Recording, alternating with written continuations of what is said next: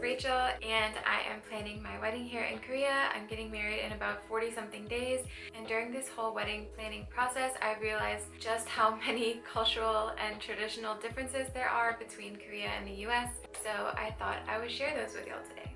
But before I do that, I'm going to show y'all how I've been planning my wedding and organizing my entire life using Notion, which if you didn't already know is basically a fully customizable all-in-one workspace and digital planner. It has infinite pages and can be tailored to fit anyone's needs, whether you're a student or a small business owner or just someone who needs a little bit more organization in their life. It is completely free to sign up if you use my link below. Thanks to Notion kindly sponsoring this video. Let me show you my little Notion setup because you Tumblr and Pinterest girlies are going to be obsessed. Okay, Rachel's Notion. I used to use Notion with my sister to keep track of some Twice Shy stuff. Here is my dashboard. As you can see, I customized it. Expect the things you want. It's just a reminder to myself to not be expecting bad things to happen. When you expect good things to happen, they're more likely to happen. You can customize every single thing. They have mostly all of the emojis, so I just set this one. Here are the pages that I usually access daily. I have my little wedding countdown right here. You can add widgets on any page. Since I don't have time today to get into customizing your pages, I will link some videos below that fully explain how to do that, but honestly it's pretty straightforward. Here I have a basic to-do list. Get your shit together, babe. As you can see, you can add a cover photo to every page. Quotes, you can add images, you can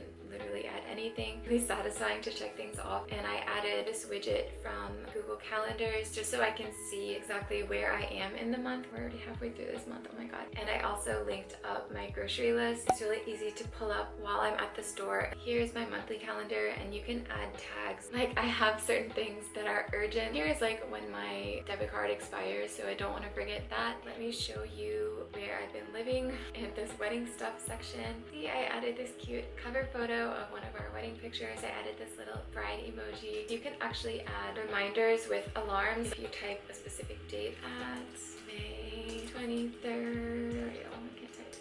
Reminder. I usually do one day before. If you have the Notion app on your phone, it will pop up on your phone and remind you. See, last Wednesday I had my dress alteration. That's why it's red, because it already passed, so I can delete that one. But Saturday I have my bachelorette party. I don't need to be reminded for that because I'm gonna remember that. But May 31st I have my dress pickup. It just helps to have the times and the dates as reminders, and I have my to-do list right here, which I added from a template. And you can organize everything into different categories.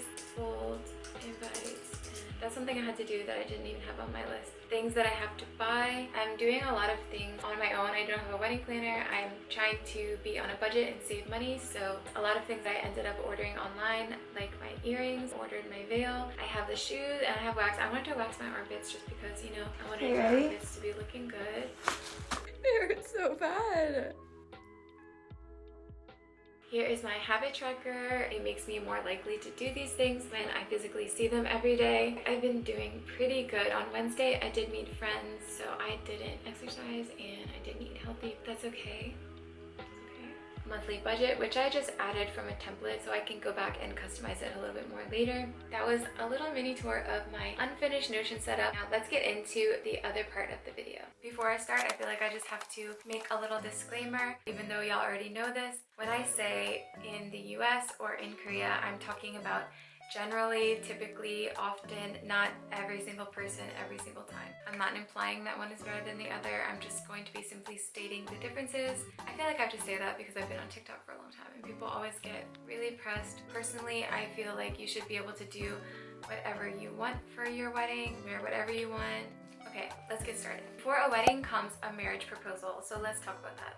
In the US, some couples may discuss the possibility of marriage while in a serious relationship, but usually the proposal is more or less a surprise for one of the partners. The proposal would come before any type of wedding planning. But in Korea, the proposal usually takes place after the marriage is already discussed by the couple, discussed by their two families, confirmed, even many times after the wedding date is already set.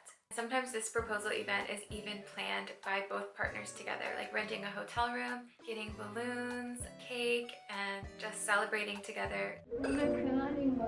결혼을 이제 우리 2달을 앞두고 제가 소소하게 준비를 했어요. 신부님을 위해서 제가 준비한 들어가 보자.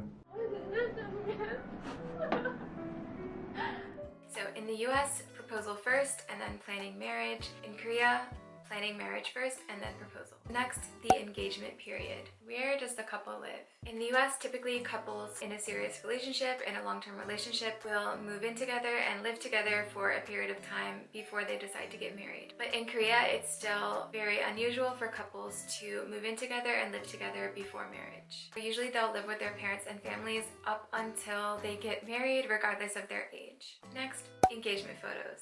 In the US, many couples do end up getting a photographer and doing a very casual engagement photo shoot to announce their marriage. But in Korea, couples actually take very formal pre-wedding photos. Couples take pre-wedding photos months before their wedding, and they use these photos for their mobile invitations and for their photo table that they use to decorate the outside of their wedding venue. I already uploaded 2 shorts of my personal experience doing a pre-wedding photo shoot, and it's a lot. It was a lot for me to try to fit into 60-second TikTok format videos. In those pre-wedding photos, the brides are wearing wedding dresses, but they are not the actual dresses that they will be wearing during the ceremony. No one sees your dress until the day of the ceremony. Now let's talk about dresses.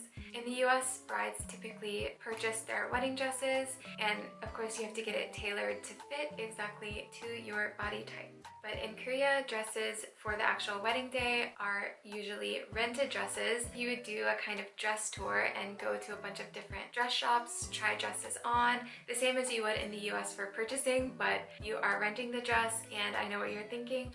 Oh, that's probably a lot cheaper. Let me just tell y'all that it's not cheap. It's typically over $700. So depending on the budget of the dress that you're going to buy, this could be cheaper for you or more expensive. I decided to purchase my wedding dress while I was visiting the US just because the style of dresses that I liked were more American style, Western style, instead of super sparkly, big, dramatic, princessy type dresses, which are of course very beautiful. Personally, I wanted a more simple style. As y'all know, in the US, it's considered bad luck, as they say, for the groom to see the bride in her wedding dress before the wedding. But in Korea, there's definitely not that kind of superstition. Obviously, when you do the pre-wedding photo shoot, your partner will see you, and also so will literally all of your family and friends months before your wedding because of your wedding invitations and your pre-wedding photos. In the US, typically the first time that everyone sees the bride in her wedding dress is when she is walking down the aisle and everyone's all shook. The groom as well is usually seeing their partner for the first time while she's walking down the aisle.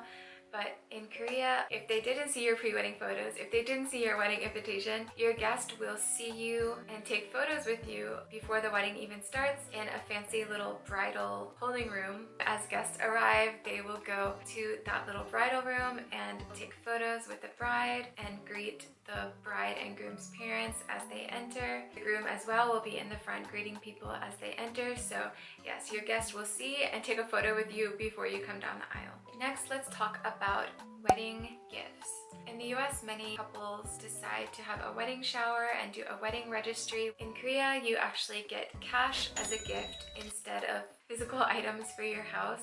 Actually, couples usually don't even have a wedding shower or a bridal shower, even though nowadays it's becoming a trend about the cash as a wedding gift. You just bring it in an envelope when you come to the wedding, and the amount that you give depends on the relationship you have with the person whose wedding it is. So if you're not really close to that person, you would bring at least 50,000 won, which is enough just to cover your meal that they are paying for. The more people you invite, the better. The more money you get, the more money you have to put towards paying back the price of the wedding. And usually couples will receive a lot more money as a gift than they spent on the wedding. I feel like this video is getting quite long. There are just so many differences in this ceremony itself that I would like to talk about in another video just to go into more detail. If y'all are interested in more of this kind of content, differences in weddings in Korea versus the US, please follow my Instagram and TikTok because I update on there a lot more often than here. Thank you so much for watching this video. Please like and subscribe. See y'all very, very soon. Bye!